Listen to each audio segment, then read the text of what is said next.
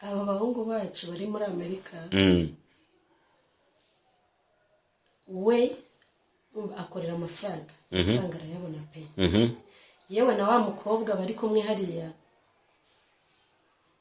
amubona nka mugenzi we kuko bakora akazi kamwe bahimbwa angana impamvu baza mu Rwanda rero ni iki ikwa kundi arakoreta wo mu Rwanda wo mu Rwanda niyumva ngo kujya muri Amerika cyangwa se kujya Canada cyangwa se kujya n'ahandi we arumva nibwo buzima ashaka akenshi hari n'igihe bemera atari urukundo ni ikiraro cyo kugira ngo bagere aho bashaka kugera yego we avuye muri Amerika aje mu Rwanda akoze ubukwe pe nta kibazo yewe iyo modoka arayimuguriye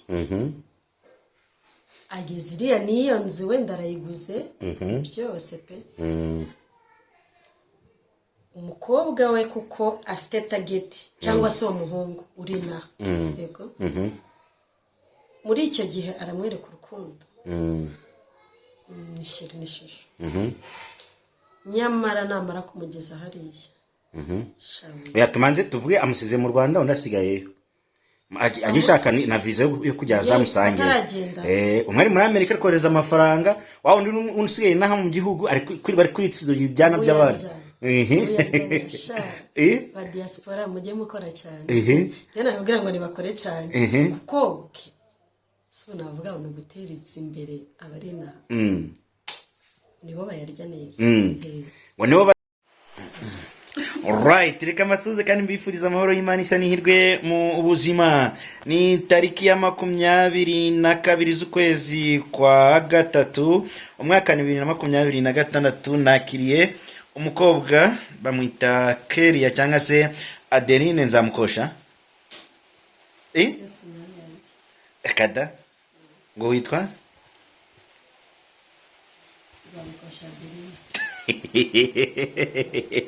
Nzamukosha Adeline niyo tugiye kuba tuganira mu masaha makeya nk'abiri ngo hayikaze abo byageza wongerejwe murakaze kutwakira Adeline imeze biteze neza utwo tuntu turi ku musatsi batwitanga iki Hako dufite amazina ntabwo ukora muri salo yapfuye kuvuga ngo twitwa gutya uragira uvuga ngo mu nkore ibintu bimeze gutya uko byumva nyine batwita ngo iki batwita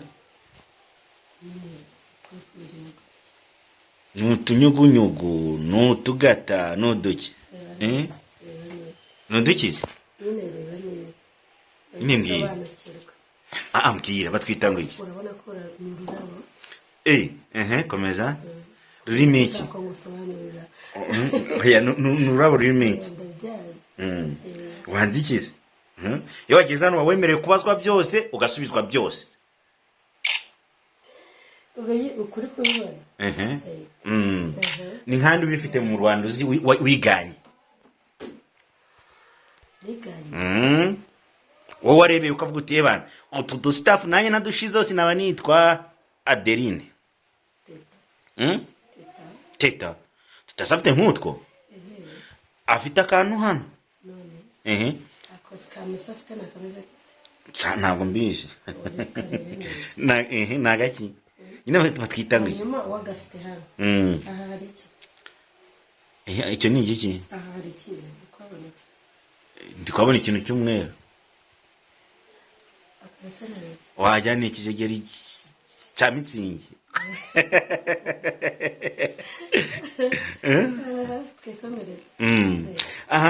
makuru y'iminsi rero akavura kari kugwa iwanyu utakavura turakamenyereye kabyuka akagwa ariko rero nta swaga ufite nta vibe wajya muvuye mu buriri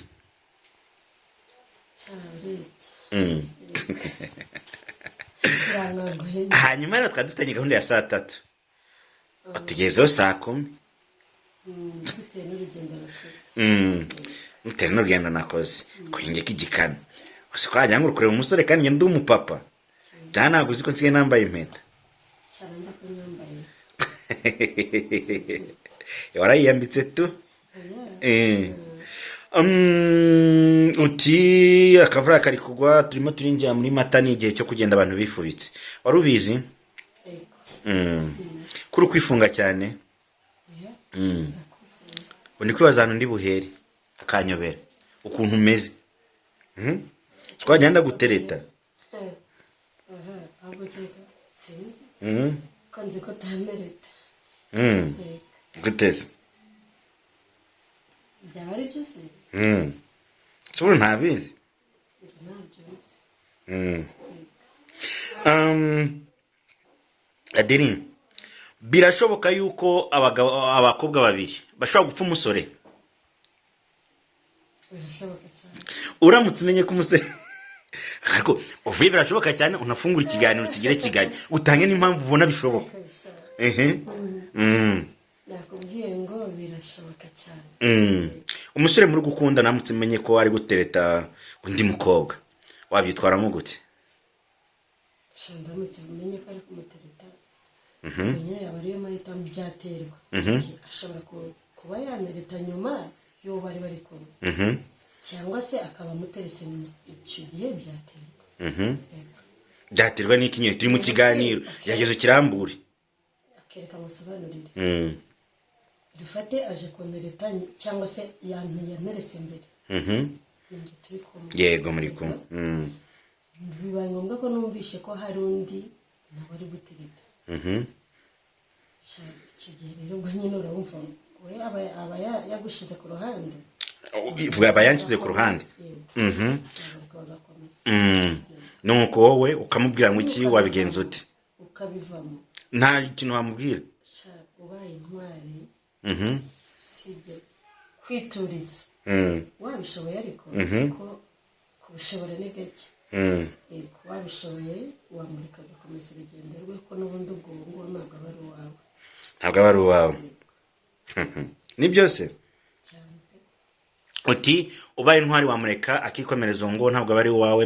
Noneho tuvuge umukobwa ni inshuti yawe na Adeline cyangwa se ni Kelia w'inshuti na Isimbi na Kelia ni abashuti. Isimbi azi ko umusore witwa Jamali ari inshuti yawe. Jamali arenzeho asabye Isimbi kuri gahunda kwaje. Isimbi arabimuhaye kandi uracyakuna na Jamali urabimenye uzabyitwaramo gute? urumva ari Jamali ni inshuti yanjye yego Isimbi ni inshuti yanjye kandi na Isimbi azi ko Jamali ari inshuti yanjye ubu si icyo gihe mu by'ukuri namumuharira aya shatwe kujya kwiyumanganya we kunyigira nk'umukristo mbanze nkubwire mu cyimbo cyo kugira ngo n'ubundi ko uko byagenda kose ari wa mukobwa witwa ngo ni inshuti yawe icyo gihe ntabwo aba ari inshuti yawe yego ari na wa muhungu witwa ngo ni boyfriend wawe gusa urumva uwo muntu uba umufite babikoze mu buryo wenda bwo kwirwanaho ntabwo bari bazi ko unarabimenye bibaye ngombwa ko ubimenye kandi n'ubundi umuhungu birashoboka ko ashobora kubikora umuhungu yari ryarari nyine ry'abahungu yego cyangwa se wenda bitewe n'aho bahuriye runaka ariko se kugira bagire kuri iyo sije yo kugira ngo babonane cyane uko baba bafitanye n'ubundi indi korana ko ntabwo sinibaza nimba ahantu bahurira bahita bavuga ngo barahuye birabaye byanga bikunda basanga ngo ahubwo wowe bakujijisha ku buryo udashobora kubimenya n'ubundi babanye kandi nawe mugize utemubanye ubwo wowe wagenda nta kantu ukoze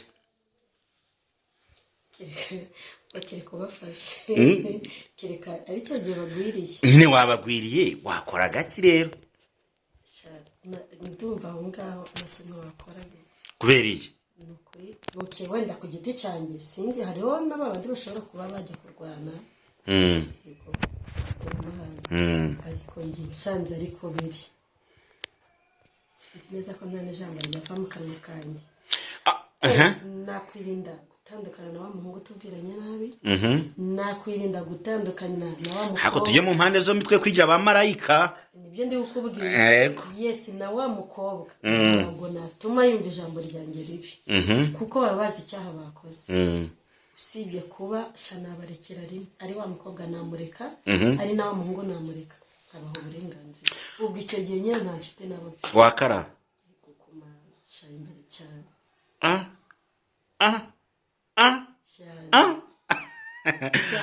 tuvuga umubano wawe na Isimbi wawe uhagaze gute mu gihe mwamukorana mu biro bimwe cyangwa se muri ofisi imwe aho ni kimwe kibazo gikomeye mana bibeke ko turi mu kiganiro kigira Kigali wese yumve ko wisanzure mu bitekerezo byawe ibyo ndi kubyumva ndayibaza none Isimbi dukorana mu kazi kamwe ka buri munsi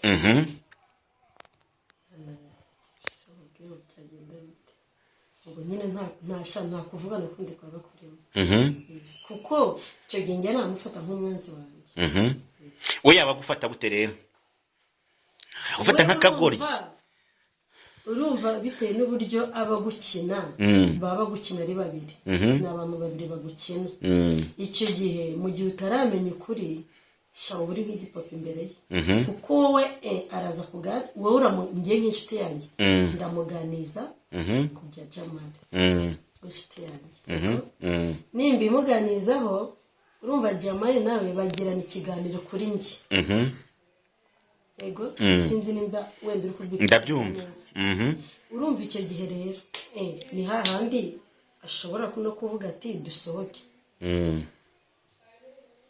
ngiye kwa wundi kumva ko ni inshuti yanjye wenda arambwira tuzane kanaka bibaho akubwira ati uzane n'akanaka n'inshuti yawe tujyane kandi wowe ntabwo uzi ibijya mbere ubwo icyo gihe urumva bagufata gute icyo bavuze nicyo wikiriza ko uhita wumva ko ni inshuti na ya komenti wenda mugenzi wanjye ateye urumva boyfriend yanjye uburyo wenda ari bubyakire nawe arungama urumva icyo gihe nyine uba uri hagati nk'ururimi ntabwo uba uzi ibijya mbere ariko mu gihe ubimenye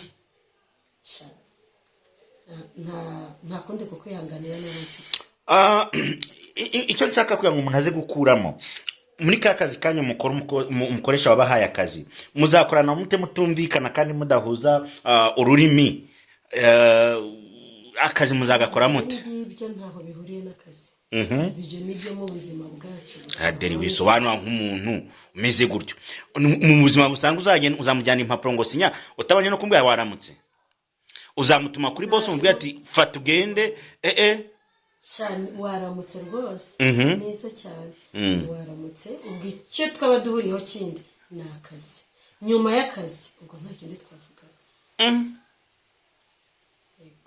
kuko ntabwo waba warambereye inshuti nziza cyangwa se inshuti nzima bivuze ngo competition ntayo ushoboye kuri wowe cyawe ya na iyo yakugwa uzi abakobwa bapfuye umugabo ari ikibazo gikomeye ega urebye na nabi wapfa hari abantu barakaye kuri iyi si kubwira ati ngiye nkunda kanaka ko kumubura nana hako nanjye kubura aho nkunda nahasiga ubuzima aho uzagwa niho nzagwa nagira ikinanukanya nawe atari urupfu imana izabimora amakarita zo uri kuvuga ngo wahiture kuza mwaramanitse akaboko yumvikana akaboko se baramanitse akaguru ari akaboko n'akaguru kigoye kumanikana iki akaguru ubwo wakabumba wakabumba kongo iki wakabumba nimba baba baranakamanitse wakamanura ubona no kumanika akaboko no kumanika akaguru igisigaye cyorosha ari iki buse bangahe bamanika ku kaboko ije kumva ngo byagenze gutya batandukanye abari nta mpamvu se akaguru akaguru ni ibintu byoroshye guteze gutyo nyine uri kubyumva kumva ko bamanitse akaguru nese abagiye ahandi kuko utamumanikira akaguru warakamumanikira ariko nyine ubwo igifite icyo kivuze cyane ni ikihe icya mbere ni urukundo mu gihe rero aba yagiye ahandi nta rukundo aba agufitiye. Ugomba gutuza nyine. ariko winjijisha ari kumanika akaguru no kumanika akaboko igifite agaciro ni iki? Ni akaboko. Ko akaboko rega mwana agiye kuri public. N'akaguru tandukanye ibyo bintu bibiri ubisobanurira abantu kuko umuntu yanabikuramo isomo. Ahubwo umuntu uzi ko yamanitse akaboko aho warwana inkundura pe yewe n'abandi banagufasha sibyo ku nshuti yawe kandi nabwo ugerageje ukabona ntibikunda kamanure ariko ku muntu kuvuga ngo wamanitse akaguru mu kamanika bwije izaba byari ako karubano wagiye kumanika akaguru cyane ko aba yakamanika baba ari benshi simbizi byanashoboka wenda nkuko haba hari n'undi akamanikira habisobanuye ntabwo topic yanjye kwinjiramo neza ku munsi umuntu ashobora kumanika akaguru inshuro n'icumi ariko ukuboko kamanika kukumanura bikaba bisaba imbaraga kugira ngo kamanure ni uko uvuga ati ubuzima buranze ndayarekuye ubwo nyine icyo gihe urumva ni ibintu bibiri ubwo haba harimo gupfa no gukira yego gute nimba umanitse akaboko uba wemeye buri kimwe kuri wa muntu ikintu kiba kigomba kubatandukanya mu rupfu yego icya kabiri ikindi cya kabiri burya umugabo waciye inyuma cyangwa se tubare umugore waciye inyuma umugore adashobora kwihangana kuko abagore bagira kwihangana pe ariko umugabo waciye inyuma biragoye nyine tu kuko niyo avuze ngo arakubabariye wenda ku bantu bubatse akubabarira atakubabariye kosa rito akwibutsa rya kosa wakoze ubuzima bwawe bwose nyine ubayeho nabi yego turacyakomeje aho twari turi ku kaboko naho wa undi kuvuga ngo ni boyfriend wawe gutandukana buri bintu biri aho ngaho nyine tu gute ikosa rimwe ubwo ni wa muntu wamanikiye iki ikosa rimwe wa muntu w'akaguru kuko none ze nimba akamwanikiye ese kumva ngo kuri mugenzi wawe ni ikihe cyizere se waba ufite yuko ejo atazajya n'ahandi naho mugenzi wawe ni igihe gitoya akamurekura akajya ahandi reka bivuga bisobanura ndi kubigusobanurira ngo sinzi impamvu wenda hari utari kubisobanukirwa neza kuvuga ngo ryamanye n'umuhungu ntabwo bisobanuye ko mwagize ute ubuzima bwanyu nyine ubwo yabaye umugore n'umugabo ntabwo nicyo bivuze ntacyo bimaze ibyo ngibyo ntacyo bimaze igifite icyo kimaze ni igifite icyo kimaze ni uko mujya imbere y'amategeko ukamanika akaboko nawe akakamanika icyo gihe burya mwamwizirikanyeho burya na rya kosa ashobora gukora kuri mugenzi wawe ushobora kumwicaza ukamuganiza ukumva nimba ari umuntu ushobora guhinduka cyangwa se kureka bya bindi yaragiyemo ko hari igihe bijyamo reka abantu bakorerwa n'akantu gato hari igihe ashobora kubijyamo kuko ni umutego yaguyemo wenda nk'uko nawe ushobora kuwugwamo ariko ukamenya ko wakoze ikosa ugomba guhinduka ariko wa muntu rero biri aho ngaho uhuye nawe se bangahe babikora ngo ngwiki shabyihoreye ibyo bikora buri munsi kuri ubu ngubu cyake umuntu nakwizera ngo twaba twajyanye amategeko n'abantu barahinduka isaha n'umunota ubu mwizeyemo iki n'ubundi wazanye amategeko ari waduhemukiye nabo nyine barahinduka mwiza bo umugabo ntava mu rugo arongoye umugore we yagera mukabara agarongora undi bisanzwe kuri mwe naho mwebwe se umugore waguciye inyuma kugira afate umwanzuro avuga ati agiye kubonana n'undi ko nyine haba hari ibitagenda neza we byanga bikunda aba yarafashe umwanzuro aba yaramaze gufata umwanzuro ko hagati yawe nawe mwagomba gushaka ubuzima bwe. Ariko hari igihe no mu buriri biba bitameze neza, umwe atakorera undi gahunda ngo amurangirize, bigatuma ajya gushaka umuntu umushimisha biruseho. None nyine bwiye agiye kumushaka bivuze iki? Ni uko aba akigukeneye? Oya, nawe aragaruka agakozaho ashaka kubaka urugo n'umuryango n'abana, ariko kajya gushora bya byishimo ahandi hantu.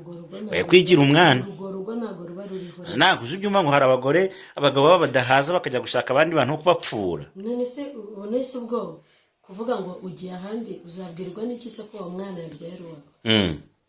Weze ni cyo kize. Nese agiye akamubwira ati sheri rero kubera ko utari kubigenza neza reka nikoze kwa kanaka cyangwa bikora bwije. Abikora mfasha sibyo wabivuga ugiye kubikora ko nwagufata amaze kugirangiza gahunda uhakana ati nyamara ubwo urwo rugo nyine ntabwo ruba ruri. Gusa ko umugore wafashe umwanzuro akavuga ati ngiye ahandi, nyine ubwo biba byaranze. Kuko no gutandukana biba biri aho, aravuga ati nabuze icyatuma buri wese aca inzira ye. Gute?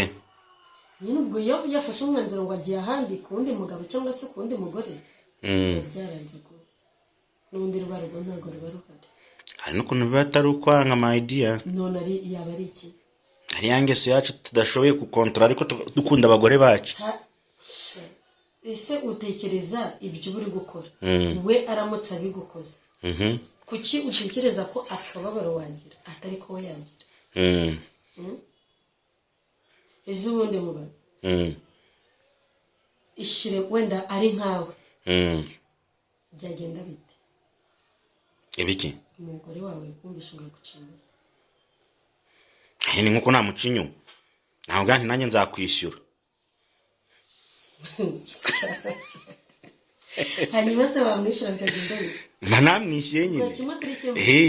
Ejo yasubirayo nanjye ngasubirayo. Ngaho nyumvira nese urwo rwaba ari urugo rwaba ari iki se? Ese iyo ugiyeyo nta kintu ushora? Mfa washora iki se? Ntacyo ushora? Ibyo bintu baracyabishoraho nuzi ko bisigaye ari ubuntu mbe byatangiye ngo ari ruswa ngo yishingiye ku gitsina. Ubusare ubu ngubu nta byabaye bwarasisi.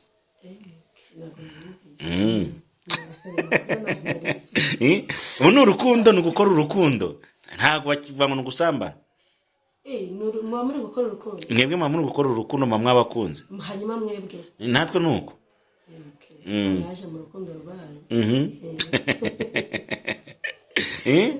Hanyuma rero twari turi ku bakobwa, abasore ku basore bapfuye umukobwa buba wumva bimeze gute?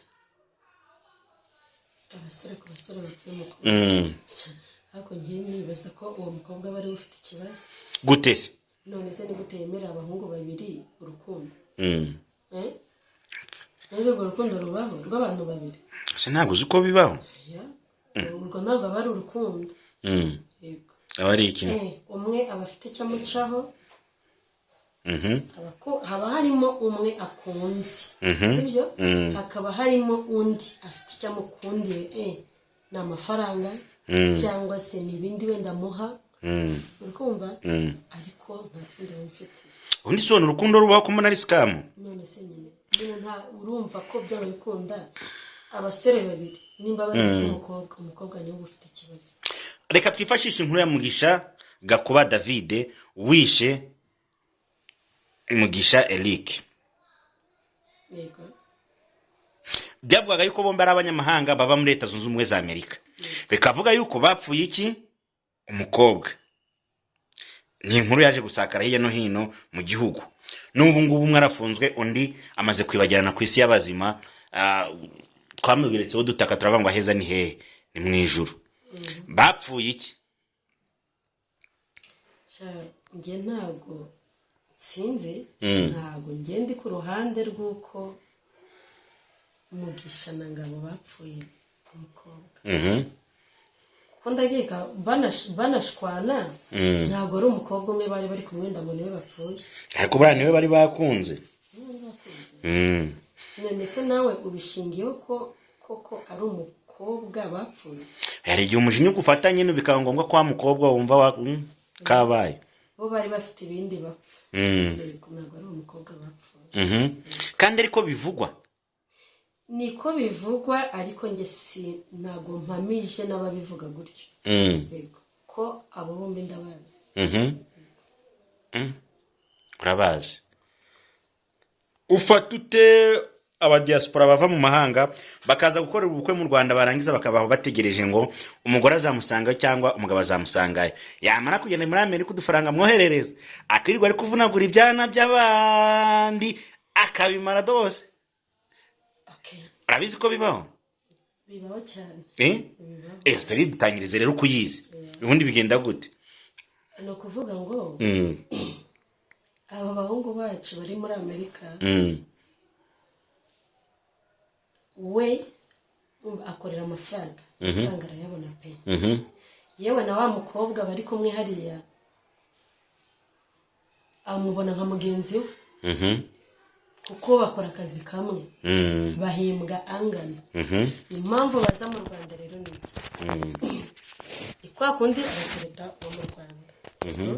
Mu Rwanda niyumva ngo kujya muri Amerika cyangwa se kujya Canada cyangwa se kujya n'ahandi, we arumva nibwo buzima ashaka. Akenshi hari n'igihe bemera atari urukundo, ni ikiraro cyo kugira ngo bagere aho bashaka kugera. Yego. We avuye muri Amerika, aje mu Rwanda, akoze ubukwe pe, nta kibazo. Yewe iyo modoka arayimuguriye,